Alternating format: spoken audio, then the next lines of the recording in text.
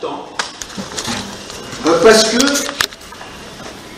la clé de la réussite du festin des noces, c'était le travail des serviteurs. Le roi a envoyé les serviteurs. Quand les invités ne sont pas venus, il a envoyé les serviteurs, et c'est grâce à leur travail que la salle des noces fut pleine de convives. Et aujourd'hui, eh bien, nous sommes conscients que cette parabole nous implique, nous, qui voulons servir Dieu. Et j'espère que c'est tout le monde ici ce matin, que vous voulez servir Dieu. Vous êtes donc un serviteur de Dieu. Et c'est tellement important pour la suite de la semaine prochaine que les serviteurs soient envoyés dans les chemins, dans les carrefours, dans les places publiques, dans notre voisinage, dans notre lieu de travail, que les serviteurs soient envoyés pour que dimanche prochain, la salle des fêtes soit pleine de convives. Qu'est-ce que vous en pensez? Amen. Merci frère. Pour le reste, c'était un peu timide, mais... Qu'est-ce que vous en pensez? Oui. Oui. Parce que sinon, eh bien là, c'est une salle vide qui est à déshonneur du roi. C'est ça. C'était un fiasco. Ils étaient menacés par un échec cuisant public. Mais c'est le travail des serviteurs qui ont renversé l'échec en grande réussite et le festin a eu lieu. Et donc ça veut dire que c'est notre travail cette semaine, nous qui sommes là, c'est notre travail cette semaine qui va finalement décider s'il y aura des personnes nouvelles ou non dimanche prochain. On ne peut pas obliger les gens de venir, le but n'est pas là, mais jamais ils viendront si on ne les invite pas. Est-ce que vous êtes d'accord avec ça? Toutes les personnes qui viennent sont des personnes qui ont été invitées par quelqu'un. Alors, on dit, il y a Facebook, il y a les sites, c'est vrai, de temps en temps, on voit des personnes venir à cause de Facebook et des sites, mais la plupart des gens qui viennent ne viennent pas par Facebook, ne viennent pas par le site, mais ils viennent simplement emmenés, invités par quelqu'un de l'Assemblée. Donc, je vous invite à prendre ça au sérieux, de prendre les invitations que vous avez reçues, de ne pas les mettre à la poubelle, de ne les pas mettre dans un tiroir, mais de les mettre près de la porte d'entrée pour que vous les voyez, et que tout au long de la semaine, vous pensez à des personnes à qui vous pouvez distribuer cela. Alors, j'aimerais ce matin, dans cette optique-là, vous apporter un message qui certainement va vous aider à vous mobiliser, et je parle à moi-même aussi, bien sûr. Je ne suis pas le roi qui envoie les serviteurs, je suis un des serviteurs envoyés par le roi, vous avez compris. Et donc, je vais commencer ce matin avec un passage qui se trouve dans Jean chapitre 21, les versets 1 à 6. Jean 21, les versets 1 à 6. Alors, quelque temps après, alors rappelons-nous que Jean 21, c'est le dernier chapitre de l'évangile de Jean. Jésus est maintenant ressuscité, c'est dans la période entre sa résurrection et son ascension au ciel. Et maintenant, eh bien, Jésus va apparaître une nouvelle fois auprès de ses disciples. Quelque temps après, Jésus se montra encore à ses disciples sur les bords du lac de Tibériade. Voici dans quelles circonstances. Simon-Pierre, Thomas, appelé le jumeau, Nathanaël de Canaan, en Galilée, les fils de Zébédée, c'est Jean et Jacques, et deux autres disciples se trouvaient ensemble. Alors ça, si vous faites le compte, il y en a 7 en tout. Donc, Simon-Pierre dit aux autres, « Je m'en vais pêcher. » Et eux, ils disent, « Nous aussi, nous y allons avec toi. » lui dirent-ils. Et les voilà partis. Ils montèrent dans un bateau, mais la nuit s'écoula sans qu'ils attrapent un seul poisson. Déjà le jour commençait à se lever, et voici Jésus se tenait debout sur le rivage, mais les disciples ignoraient que c'était lui. Il les appela. Hé, les enfants! C'est amusant, ça, c'est la Bible du semeur. Si vous vous posez la question. Hé, les enfants, avez-vous pris du poisson? Rien, répondit-il. C'est un peu direct. Rien. Jetez le filet du côté droit du bateau, leur dit-il, alors, et vous en trouverez. Ils lancèrent donc le filet et ne purent plus le remonter, tellement il y avait de poissons. Et ça, c'est le verset 6, et c'est tout. Donc, nous avons 7 disciples. Ils sont déboussolés, ils savent que Jésus est ressuscité, c'est vrai, ils savent pas ce qui les attend, ils savent pas quoi faire. Avant, c'était avec Jésus tous les jours, il y avait la foule, il y avait les miracles, il y avait les enseignements. Maintenant, il y a Jésus qui apparaît, disparaît, et chaque jour est différent. Ils ont perdu leur repère. Et donc, parce qu'ils ont perdu le repère, Simon, lui, il ne sait pas trop quoi faire de sa journée. Il dit, bon, écoute, on ira à la pêche. On sait faire ça. Et donc, il se décide d'aller à la pêche et les autres le suivre. Et cette remarque, je m'en vais pêcher, eh bien, sans qu'il le sache, va déclencher une expérience fabuleuse qu'ils vont faire. Ils montent dans la barque qu'ils connaissaient bien, et commencent à pêcher. La nuit tombe, et Jean dit, cette nuit-là, ils ne prirent rien. Ils ne prirent rien. 12 heures. Parce que la partie de pêche se termine, le jour se lève, Jésus est très matinal, il est déjà à bord de la mer, et ils ont pêché pendant 12 heures, et ils n'ont rien attrapé. Alors, je ne sais pas s'il y en a qui ont fait de la pêche ici, mais 12 heures sans rien attraper, moi, ma limite, c'est 4. Je peux tenir 4 heures et je m'amuse, je suis heureux. Après 4, je rentre chez moi. Ce n'est pas aujourd'hui que je vais prendre un poisson. Alors, 12 heures, quand on est des professionnels de la pêche et on connaît les coins, on a tout le matos et on n'attrape rien, on est fatigué, on est frustré, on n'est pas bien. On n'est pas bien. C'est pas la seule fois où ils vont pêcher toute la nuit pour rien attraper. Curieusement, on a la première expérience tout au début du ministère de Jésus et on a la deuxième expérience tout à la fin de son ministère. C'est curieux qu'on retrouve ce même phénomène d'aller à la pêche toute la nuit et de rien attraper, mais Jésus réserve une belle surprise pour eux. Et alors on va regarder la première fois que ça leur arrive. C'est dans Luc chapitre 5. Parce que Jésus va utiliser ça pour un signe prophétique très fort pour que les disciples comprennent quelque chose. Alors, Luc 5, versets 1 à 6. Un jour, alors que Jésus se tenait sur les bords du lac de Génézareth et que la foule se pressait autour de lui pour écouter la parole de Dieu, il aperçut 2 barques au bord du lac. Les pêcheurs en étaient descendus et nettoyaient leurs filets.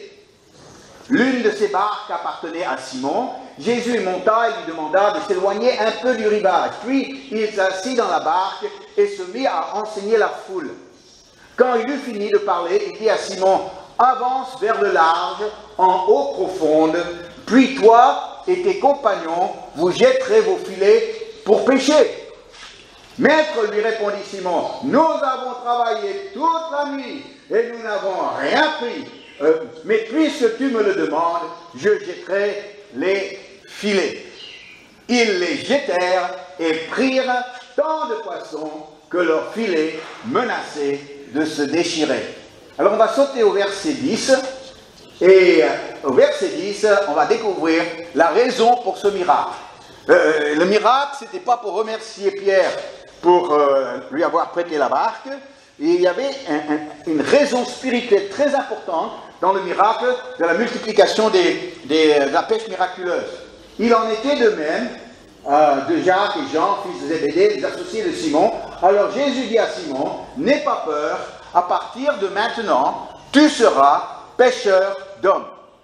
Et c'est cette parole-là qui est tellement importante, parce que ce que Jésus va dire en disant ça, il identifie l'homme au poisson.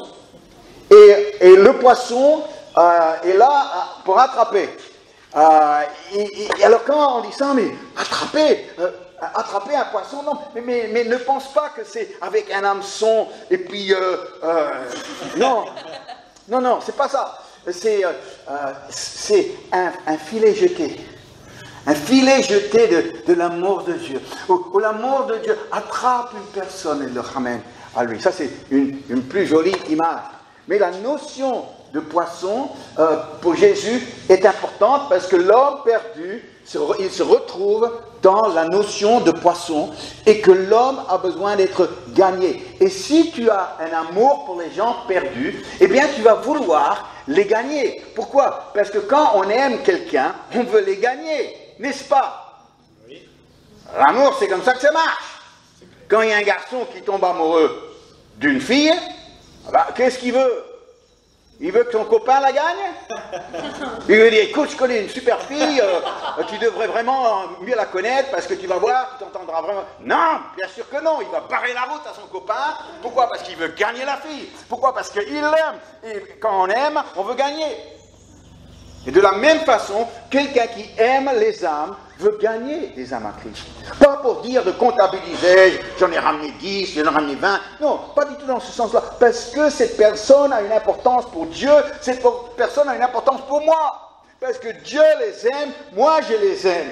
Et je veux par la grâce de Dieu les accompagner, les aider, les inviter, faire ce que je peux faire pour leur donner la chance que d'autres m'ont donnée à moi. Et donc, c'est un signe prophétique en disant, maintenant, vous avez vu tous ces poissons que je vous ai donnés, eh bien, maintenant, vous allez pêcher les hommes et vous allez voir autant venir dans les filets que vous allez lancer de l'amour de Dieu. Et ce sera une pêche miraculeuse aussi. Alors, il faut se poser la question, pourquoi est-ce que Jésus attend la fin de la nuit où on n'a rien attrapé pour nous donner le miracle? C'est un peu sadique. Il dit, Seigneur, si tu veux nous donner le miracle, donne-nous le miracle en début de soirée. Comme ça, on peut rentrer à la maison et puis dormir. Hein. Et le Seigneur dit, non. Vous ne l'aurez pas en début de soirée. Parce que je vous connais. Si je vous donne le miracle en début de soirée, vous allez dire quelque chose comme, nous on est bons, on est des bons. Nous on sait faire. Ou la pêche a été bonne. Hein? Et là, vous n'allez pas du tout mesurer ce que je fais pour vous, si je vous donne tout ça sur un plateau. Alors, je vais vous laisser galérer pendant 12 heures, vous allez lancer votre filet pendant 12 heures, et chaque fois vous allez le ramener, il n'y aura rien dedans, et quand vous arrivez vraiment au bout de vous-même, eh bien là, je vais vous donner votre miracle. Seigneur est un peu dur avec nous, hein? Et oui, parce que Dieu se révèle en fin de nuit. Je ne sais pas si vous avez remarqué. Après l'échec, ils avaient tout essayé. Ils étaient dominés maintenant par la négativité.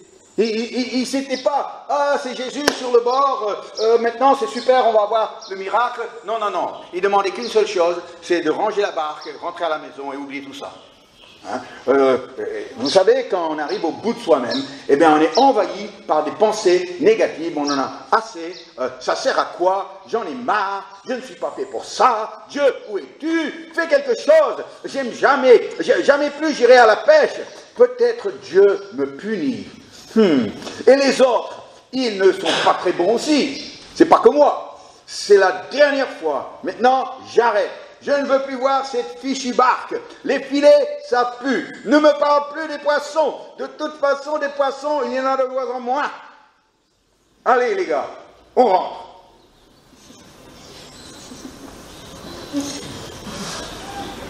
Et là, Jésus l'attend.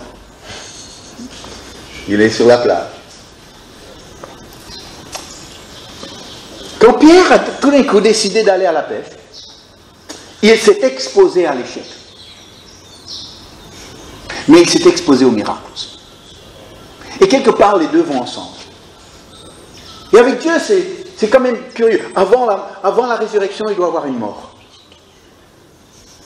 Avant que du blé sorte de terre, une graine doit d'abord tomber dedans. Et quand tu acceptes que c'est comme ça, eh bien, tu vas commencer à découvrir un Dieu de miracles. Les filets vides précèdent les filets pleins. Jésus se trouve sur la plage. La barque est en train de rentrer. Son bredouille. Mais Jésus avait tout prévu. Et il leur pose la question, mes enfants, et les enfants, comme dit la version du Seigneur, et les enfants, mes enfants, n'avez-vous rien à manger? Et sèchement, ils répondent non, rien. Alors, c'est là où parfois les traductions ne font pas passer les nuances du texte original. Et la question de Jésus est beaucoup plus, et les enfants, avez-vous pris du poisson? Ils voyaient à leur tête qu'ils n'avaient pas pris du poisson. C'était pas s'intéresser pour voir si eh bien écoutez, j'ai pensé à vous, vous avez pris le petit déjeuner, non, ben j'ai pensé à vous. C'était pas ça du tout. Il allait encore une fois utiliser leur vécu pour leur apprendre quelque chose concernant les poissons. Et en fait, la question qu'il pose est celle-ci, si on amplifie le texte original. Mes enfants, avez-vous attrapé des poissons pour manger avec du pain? Vous n'en avez pas attrapé, n'est-ce pas? Alors ici, c'est même de la provocation qu'il fait avec sa question. Vous n'en avez pas attrapé, n'est-ce pas? Eh oui, vous êtes parti tout seul, et tout seul, vous n'avez rien pris. Et il les renvoie à la pêche. En posant la question, mes enfants, avez-vous attrapé des poissons pour manger avec du pain? C'est ça ce qui manque dans ces questions. Pour manger avec du pain. Il fait allusion au miracle, la multiplication des pains et des poissons. Il a dit, vous revenez parce qu'il n'y a pas de miracle qui vous a accompagné. Il n'y avait pas la dimension du miracle. Rappelez-vous, quand vous étiez devant la foule, il y avait juste ce garçon qui avait 5 pains et 2 poissons. Et je vous ai demandé de nourrir cette foule. Et vous allez dire, on n'a pas d'argent. Tout ce qu'on a, c'est 5 petits pains et 2 poissons. Et lorsque vous les avez mis dans mes mains, et vous avez commencé à distribuer, eh bien, vous avez distribué avec un miracle. Le miracle a répondu à votre nuit votre nuit bredouille. Et alors, il y a 4 leçons que nous devons tirer pour celui qui veut attraper des poissons aujourd'hui. Et cette semaine, nous allons ensemble à la pêche. Pas avec un hameçon, mais avec un filet. Un filet de l'amour de Dieu. De la même façon que quelqu'un a jeté un filet et j'ai été pris dans ce merveilleux filet de la grâce et l'amour de Dieu. Eh bien, nous lançons ensemble, en tant qu'assemblée, ce même filet pour que d'autres puissent vivre, connaître ce que certains nous ont permis de vivre. Les 4 leçons pour quelqu'un qui veut attraper un poisson humain cette semaine. La première, c'est Jésus est toujours là pour celui qui veut aller à la pêche. Il est toujours là. Certains parlent de pêche miraculeuse, ils ne vont pas à la pêche.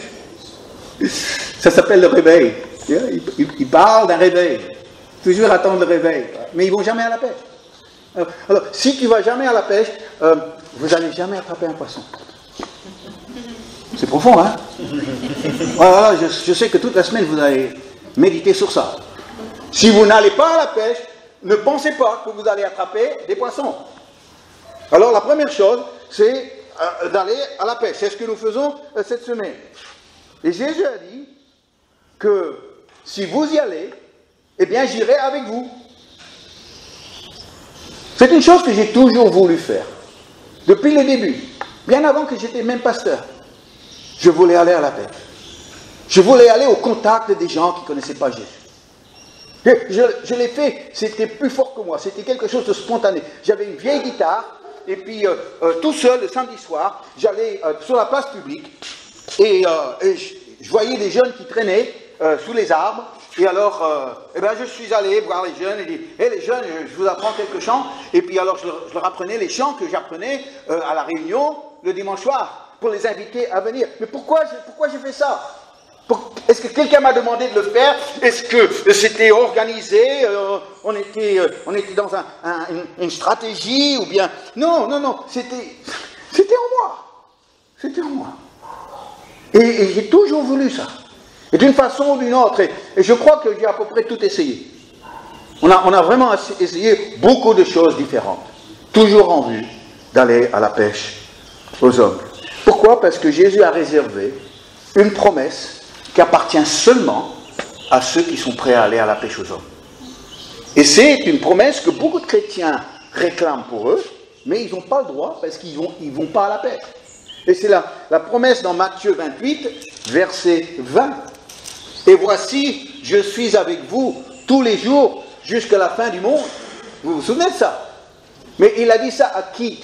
Il a dit ça aux gens, aux disciples, qu'il a envoyé, le verset 19, eh bien, il dit, allez par tout le monde et prêchez la bonne nouvelle et faites des disciples.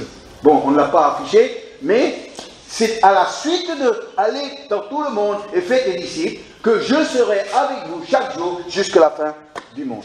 Si tu ne vas pas, si tu ne prêches pas, si tu n'as pas le souci de faire des disciples, eh bien, cette promesse-là, il y a la promesse du 2 au 3, Jésus est là avec les 2 au 3, ça c'est pour les chrétiens. Mais cette promesse-là, eh bien, allez donc, merci Latifa, allez donc dans le monde entier, faites des disciples, etc. Mais cette promesse-là, que Jésus irait avec nous tous les jours, c'est pour ceux qui y vont. La deuxième chose, c'est que après nos nuits d'échecs, Jésus ne nous laisse pas dans cet échec-là. Il ne nous laisse pas dans l'échec. Il nous laisse vivre l'échec. Mais il ne nous laisse pas nous résigner à l'échec et de rester dans l'échec. Et c'est pour ça que après 12 heures, ils avaient vraiment ras-le-bol. Ils voulaient juste rentrer chez eux et puis oublier la nuit. Eh bien, ils arrivent et puis ils se rapprochent et Jésus les renvoie à la pêche. Les renvoie à la pêche. Et tout d'un coup, il flash de ce qui s'est passé, Luc 5. Tout d'un coup, il dit, ah, je me souviens, il y a 3 ans de ça, il nous avait envoyés à la pêche après une nuit où on n'a rien attrapé. Et ici, il nous prépare un miracle. Si il nous prépare un miracle. Et tout d'un coup, eh ben, il y a comme la fraîcheur est revenue. Tout d'un coup, l'attente. Vous savez, la pêche, c'est l'attente. La pêche, c'est pas la patience. La pêche, c'est l'expectatif. Quand tu vas à la ligne d'une touche, c'est l'expectatif qu'on va attraper du poisson. Et de nouveau, cette fois, cet expectatif est rené dans leur cœur. Et il les envoie de nouveau à la pêche. Maintenant, pour transformer l'échec en réussite fabuleuse. C'est possible en tant que chrétien d'être bloqué avec une mentalité de fidélité. Non, fidélité, c'est bien. Mais on n'est pas appelé à juste tenir. On n'est pas appelé à juste être fidèle en tant que chrétien. On est appelé à être productif. Plusieurs des paraboles nous enseignent cela. Et puis ici, eh bien, nous ne sommes pas appelés à simplement jeter les filets, mais c'est jeter les filets pour une pêche, pour les attraper. Vous savez, dans le monde de la boxe, j'en ai jamais fait la boxe, mais je trouve, si Paul aimait la boxe, Vincent aime la boxe aussi. Et c'est quand même étonnant de voir ça. C'est peut-être, les femmes n'aiment pas trop, mais en tout cas, mais il y a dans le monde de la boxe, il y a des perdants professionnels. Incroyable, hein? Il y a des perdants, ils sont payés pour perdre. Oui. Et pourquoi? Parce qu'ils veulent que les jeunes qui ont un potentiel puissent faire leur carte de visite. Et pour faire leur carte de visite, leur CV de boxe, eh bien, ils doivent avoir des victoires. Et alors, si ces jeunes vont avoir des victoires à leur actif, eh bien, il faut que, de l'autre côté, il y a quelqu'un qui perd. Et donc, il y a des perdants professionnels. Et oui, et puis on l'entend toujours quand ils sont annoncés. Tu vois. Dans le coin bleu, 58 combats, 4 victoires, 2 nuls, 52 défaites. Bon, c'est un perdant professionnel celui-là. En tout cas, chers amis, nous ne sommes pas des perdants professionnels. On n'est pas là simplement pour que d'autres puissent faire leur carte de visite. On n'est pas là simplement pour dire, on a fait, on n'a pas réussi, on n'a pas gagné, mais Jésus va nous donner un certificat parce qu'on a passé 12 heures dans une barque qu'on a essayé. Or, il n'y a pas de certificat pour les 12 heures où la pêche était rien. Il n'y a pas de certificat. Non, non, il y a seulement le miracle au bout. Si tu acceptes, selon la parole de Jésus, de retourner à la pêche. Et ça, heureusement que Jésus ne nous laisse pas dans l'échec.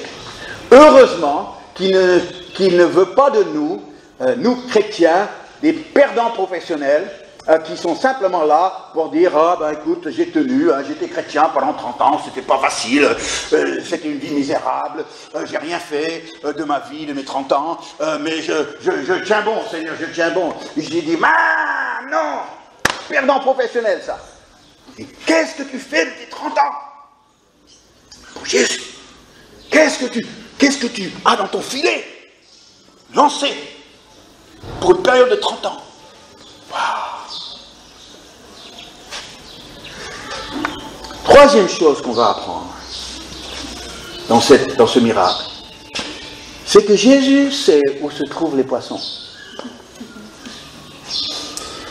J'ai un ami en Bretagne, pasteur, et quand on allait dans l'église en Bretagne, eh bien, on allait toujours faire une partie de pêche avec mon ami qui avait un beau bateau de pêche, et son bateau était équipé d'une sonde qui nous permettait de voir sur l'écran les poissons en dessous du bateau. C'était fascinant. Et donc, sur l'écran, on pouvait voir le nombre de poissons, on pouvait voir la taille des poissons, et on pouvait voir la profondeur des poissons. Eh bien, on n'a jamais attrapé un seul de ces poissons sur l'écran de la sonde. Jamais. On s'arrêtait chaque fois, on dit, il y en a, on s'arrête. On baissait les lignes, on n'attrapait jamais rien. Donc, la sonde ne sait pas où les poissons se trouvent.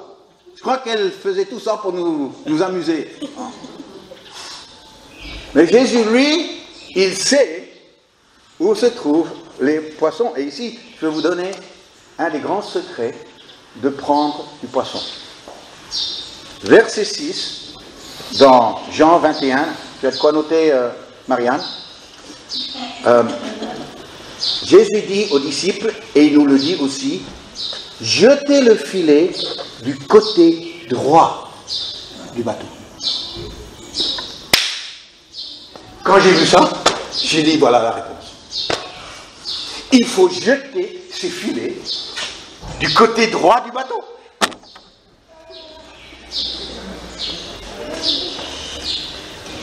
Bon, vous allez dire, ça arrive à rien, ça. Quelle est la différence entre côté droit et côté gauche? Et de toute façon, quand tu es dans un bateau, ça bouge tellement qu'il n'y a pas de côté droit, il n'y a pas de côté gauche. Alors pourquoi est-ce que Jésus a insisté en disant, jette les filets au côté droit du bateau? Ce qu'il disait, c'était que ils sont là, les poissons. S'il avait dit, jetez les filets côté gauche, ça aurait été pareil.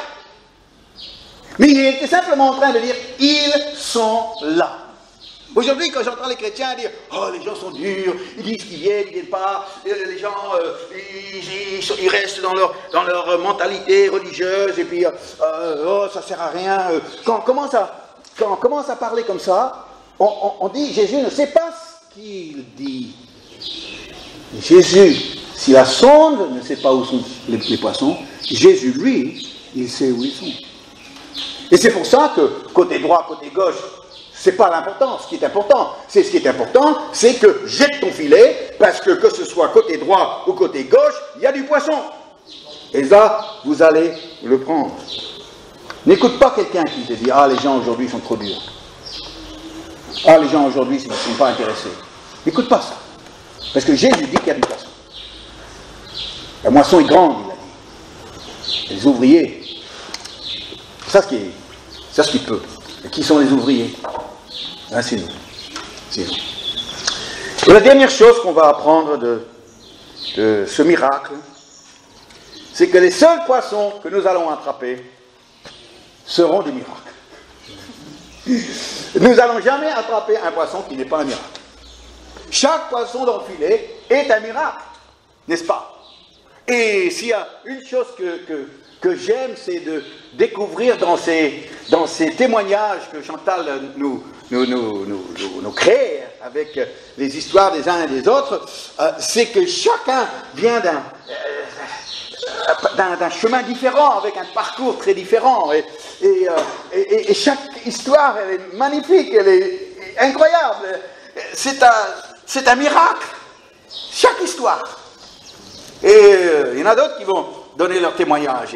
Et j'ai hâte de les lire, parce que chaque fois je suis émerveillé de l'histoire. Il y en a qui disent « Oh, mais j'ai rien à raconter ». Et après ils racontent, et c'est magnifique. Ça c'est parce qu'ils pensent qu'il n'y a pas de poisson là. Ah non, j'ai rien à raconter là. Et finalement, ce qu'on dit, c'est superbe. Pourquoi? Parce que c'est un miracle. Moi j'aime ce que Dieu fait. C'est ça, je reste toujours émerveillé de comment quelqu'un est sauvé. Je reste émerveillé par ça. On a eu un jour un jeune homme, un beau jeune homme, à Paris, qui est venu à une réunion. Et je ne le connaissais pas. Il est venu tout seul parce qu'il avait vu sur Internet et il a pris l'adresse et puis il s'est rendu sur les lieux. Et à la fin de la réunion, j'ai fait un appel. Et ce garçon, il a donné sa vie à Jésus. Formidable, formidable. À la fin, j'ai parlé avec lui. Et j'ai dit, mais comment es-tu venu à cette réunion? Qu'est-ce qui t'a donné envie d'aller chercher sur Internet? Qu'est-ce qui t'a donné envie de venir nous découvrir? Il m'a raconté une histoire. Il est allé avec un copain en vacances au Thaïlande. Et au Thaïlande, il a rencontré une fille qui était australienne et elle était chrétienne. Lui, il avait touché à tout, plutôt un peu bouddhiste sur les bords sans vraiment l'être, c'est pour ça que Thaïlande semblait l'intéresser. Et donc il rencontre cette fille en Thaïlande, et il tombe amoureux d'elle. C'est vraiment une belle histoire d'un jeune Français qui tombe amoureux d'une belle Australienne. Et le gars, après quand le jour était venu où il devait reprendre l'avion pour Paris, il était vraiment malheureux de laisser cette fille. Et donc, il était là, tout découragé, à Paris, et il va sur Internet, et il tape Australien. Il tape Australien. Et le moteur Google tombe sur moi. Elle l'avait témoigné de Jésus. Et lui, bon, il ne comprenait pas trop ce qu'elle disait, mais parce qu'il voulait, avec la fille, il écoutait. Et après, quand il fait Australien, et puis Google, ping, Pasteur Vincent Esterman à Paris, il dit, un Australien à Paris, il faut que je le découvre, et plus un pasteur, et puis à voir. Et alors, il est venu, parce que j'étais Australien. Et quelque part, l'Australie était dans sa tête et dans son cœur. J'aimerais vous dire qu'il a épousé l'Australienne, il a épousé une Brésilienne, alors. C'est pas pareil. Hein. Mais en tout cas, quand j'ai écouté ça, j'ai dit, Dieu nous étonne. Dieu nous étonne avec tout ce qu'il fait, comment il le fait, et comment il va encore le faire.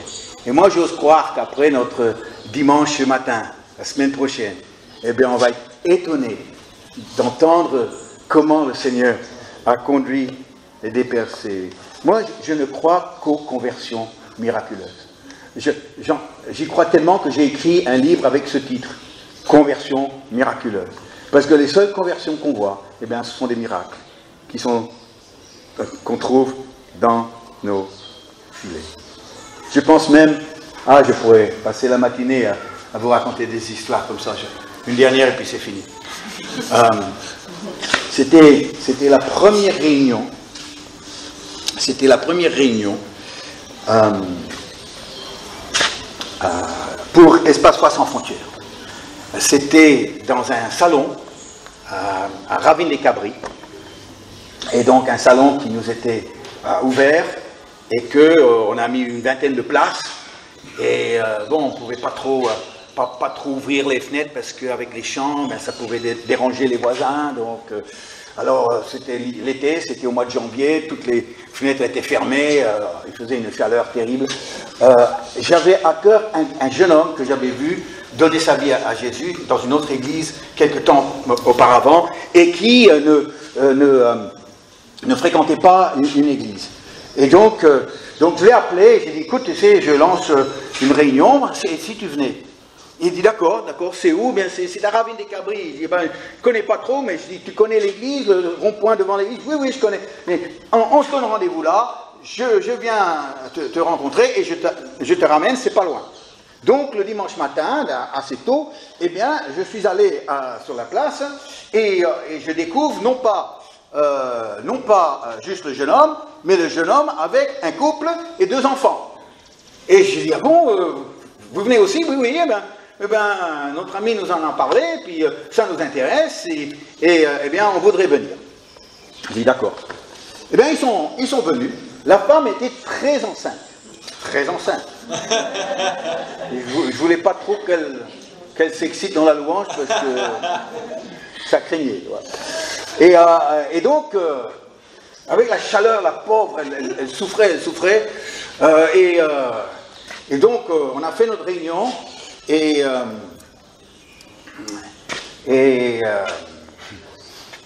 la fin, on avait prévu de manger ensemble, et on a dit, écoutez, vous pouvez rester, manger avec nous, comme ça on peut parler, on peut mieux vous connaître. Et ils ont dit, oh non, on doit vraiment rentrer, on doit se reposer, parce que, regarde, elle est enceinte, il faut qu'elle se repose. Bon, très bien, ok, on comprend, pas de problème. Et alors, ils sortent, et qu'est-ce qui se passe? Comme on était les premiers arrivés, je suis toujours le premier arrivé, eh bien nous, on était garés, et eux, qui nous ont suivis, ils étaient garés dans la cour, et les autres voitures étaient garées derrière eux, et ils ne pouvaient pas partir. Alors, je dis, oh, désolé, on va faire déplacer la voiture qui vous gêne, mais la personne qui s'était garée devant leur voiture, eh bien, était parti pour acheter un poulet. Il n'était plus là. Il était parti avec les clés. Impossible de déplacer la voiture. Ils étaient dans la voiture, le moteur tournait, les enfants derrière. La femme, elle demandait qu'une seule chose, c'est de rentrer à la maison. Impossible de dégager cette voiture pour les laisser partir. Et je leur ai dit, mais écoutez, je suis vraiment désolé, ça ne va pas être long, mais on ne peut pas vous laisser comme ça dans la voiture avec le moteur qui tourne, quand même. Pas avec cette chaleur. Alors il dit, mais rentrez, prenez une boisson, et puis après, eh bien, vous partez, comme ça, ce sera bon. Alors il dit, d'accord. Alors, vraiment, de façon récalcitrante, ils sont montés, et puis ils se sont assis, et puis on leur a donné une boisson pour que, eh bien, ils passent ce temps. 10 minutes plus tard, eh bien, le monsieur est arrivé avec son poulet, hein, pour déplacer sa voiture. Et alors je dis, bon, maintenant ça y est, c'est bon, on a pu déplacer la voiture, vous pouvez partir maintenant. Non, on reste. On reste. Je dis, ah bon, vous restez maintenant? Oui, on est bien là, on est bien. Et ils ont passé l'après-midi là. Ils sont revenus, je crois, 1 ou 2 fois, et ils ont donné leur vie à Jésus. Et toute la famille, elle aime le Seigneur, on les connaît bien, et tout pour une question de poulet grillé. C'était poulet grillé, femme grillée. Mais j'ai jamais oublié comment Dieu les a coincés. C'est incroyable, hein? C'est vraiment incroyable. Dieu les a coincés. Et les 10 minutes où ils ont été coincés, où ils ne pouvaient pas partir, ça suffisait pour qu'ils changent d'idée, pour qu'ils changent d'avis, et qu'ils reviennent pour donner leur vie au Seigneur. Dieu est un Dieu extraordinaire. Et aujourd'hui, eh bien, les seules conversions que nous avons, ce sont des miracles. Bon, je vais m'arrêter là parce que des histoires comme ça, il y en a tellement. Hein, il y en a tellement. Amen. Je vous invite à vous lever.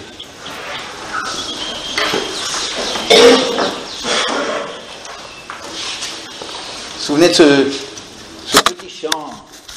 C'est un autre de mes petits chants. Ce petit chant qui